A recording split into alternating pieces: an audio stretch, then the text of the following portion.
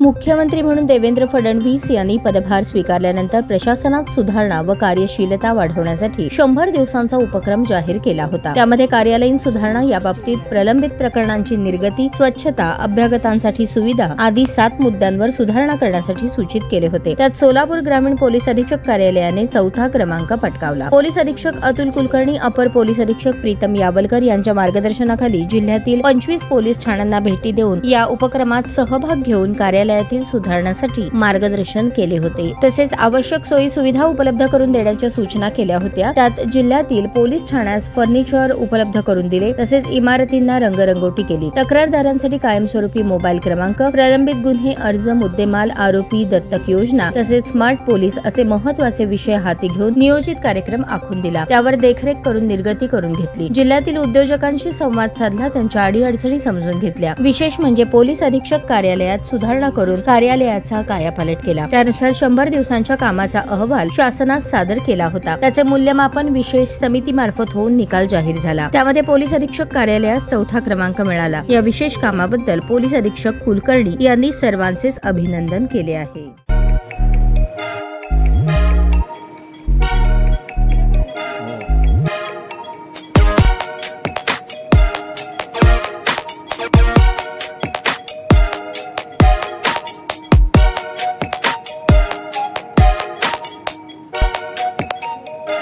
सोलापूर शहरातील सुप्रसिद्ध हॉस्पिटल म्हणजे सेंट्रल मल्टी स्पेशालिटी हॉस्पिटल मागील अनेक वर्षापासून सेवा बजावत आहे। 24 तास इमर्जन्सी सर्व्हिस, मॉडर्न टेक्नॉलॉजी, अनुभवी डॉक्टर्स तसेच अत्याधुनिक तंत्रज्ञान सुविधांनी सुसज्ज स्त्रीरोग प्रसूती विभाग, ऑर्थोपेडिक विभाग, मेडिकल विभाग आणि इतर एकमेव नाव म्हणजे सेंट्रल मल्टी स्पेशालिटी हॉस्पिटल। पत्ता गणेशपेठ शॉपिंग सेंटर, मंगळवार बाजार, सोलापूर।